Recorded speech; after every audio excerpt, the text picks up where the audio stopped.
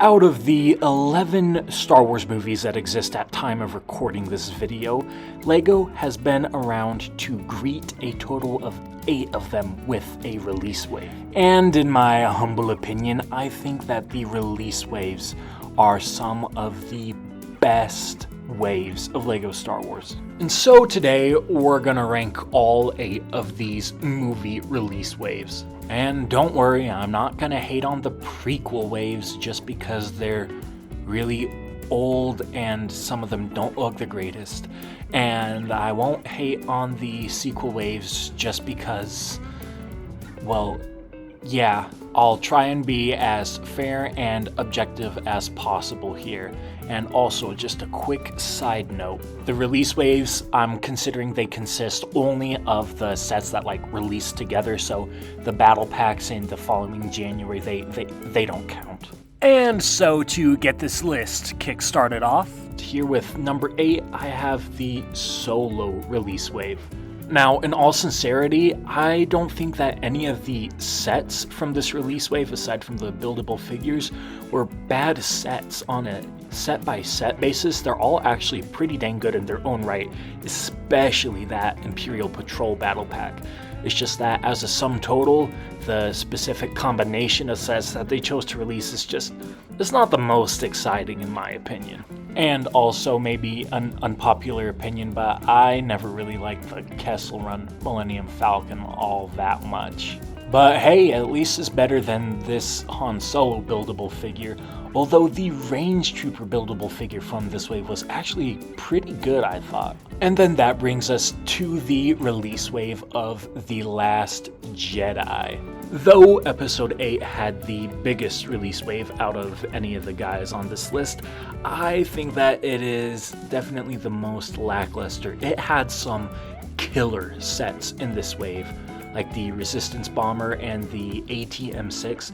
I think that both of those are fantastic sets, and even though they're sequel based, I'm still wanting to own both of them someday. But I just really feel like there were a lot of very forgettable sets in this wave, like the Resistance Pod that you saw earlier, or even this buildable BB-8. I don't know, I never found him that appealing. And then, of course, this had a huge wave of buildable figures, which, well, if you've ever seen a buildable figure, then you know that they are really not helping the Last Jedi release wave move up the list at all. But then that brings us to number 6, the Rise of Skywalker release wave. This wave only consisted of 5 sets, so I think that the lack of variety or volume of sets is hindering it here. It could go up a lot higher, but really the 2 Resistance Starfighters that we got were pretty mid. The Pisana speeder bike chase, I don't think that anybody's going to remember that this thing existed in another 5 years. But the Kylo Ren shuttle in that killer black and red color scheme was really awesome, and so was the Millennium Falcon from this wave. Absolutely the best play skill Millennium Falcon we've gotten to date, and I think that this is just a fantastic Falcon set. And that'll take us right into the Episode 1 release wave. Now, this wave did release in 1999.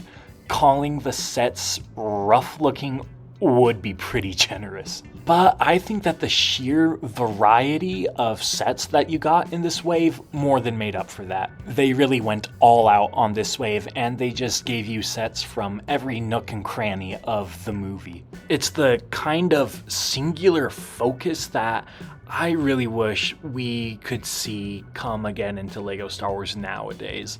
But, you know, maybe the best part of this wave isn't the variety of builds and ships, but the variety of pricing that they had. They had these little $5, $10 sets, the Duel on Tatooine and Naboo sets, and all the way up to the $60 Sith Infiltrator sets. I just really wish that LEGO would start making those tiny $10, $15 sets again as not micro fighters. But anyways, Phantom Menace looks rough, has great variety. And now here we are looking at the Force Awakens release wave. There are some fairly forgettable sets in this wave, but there are also some really killer sets. I feel like you had a fairly good amount of variety in this wave as well. And of course, there's a lot of nostalgia surrounding this wave just because it was so exciting to see all of these new ships that were going to be in the first Star Wars movie in 10 years, the first Star Wars movie that I would be able to remember seeing in theaters. I think that the best set from this wave is easily the First Order Troop Transport. I think that that thing just looks so fantastic, and I'm still hoping to pick one up someday. And then of course you have the original Kylo Ren shuttle, which pretty much on release day of The Force Awakens, that set already hadn't aged well. But getting into our top 3 now, we have Episode 2 Attack of the Clones. The release wave for this one was pretty fantastic. It had the same style from the Episode 1 release wave, just there being a large price bracket of sets, all the way from the really cheap $5 to the, I don't even know how pricey the most expensive set in this wave was. And then of course this wave contains some legendary sets that we've only ever seen once in this wave, that being the Zam Wesell Speeder Chase set and the Jango Fett's Slave One. They definitely look pretty rough by today's standards, but it was O2. And also, fun fact about the O2 release wave, the ATTE actually came out in 2003. So yeah, the OG ATTE was not in the release wave, however these Technic monstrosities were.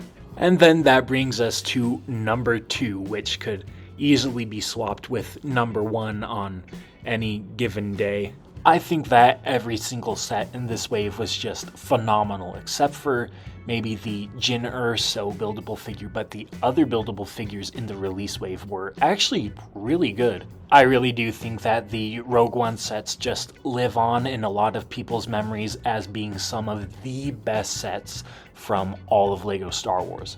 I mean, seriously, like, all of these are at least 9 out of 10 sets, aside from the Jyn Erso figure as previously mentioned, but even the buildable K2SO and the buildable Death Trooper were actually really good for buildable figures. And then you figured it out. Revenge of the Sith had the best release wave. Well, at least in my opinion today. I might change back to Rogue One tomorrow. But really, all of the sets in the Revenge of the Sith wave, like, they still look pretty rough. It was 2005, but once again, the sheer variety and the sheer volume of sets that we got was just amazing. If I was into LEGO Star Wars way back then, instead of being less than 2 years old, I could definitely see this just being one of my all-time favorite, most nostalgia-filled waves ever. I mean, really, can you imagine if they took all of these sets, redesigned them for modern day, and then released a wave like this? People would lose their minds. I personally would probably lose my mind twice. It really is a shame that so many of these sets just aged really pretty poorly. Aesthetically, not conceptually, of course. But anyway, that wraps up my ranking of all 8 LEGO Star Wars release waves that coincided with a theatrical release of a new movie. Let me know in the comments below which one of these release waves was your favorite, which one do you have the most nostalgia for, and thanks for making it this far into the video. Since you did, that probably means that you enjoyed the video, and as such, you should check out some more videos on the end screen now and leave a like on this video while you're at it.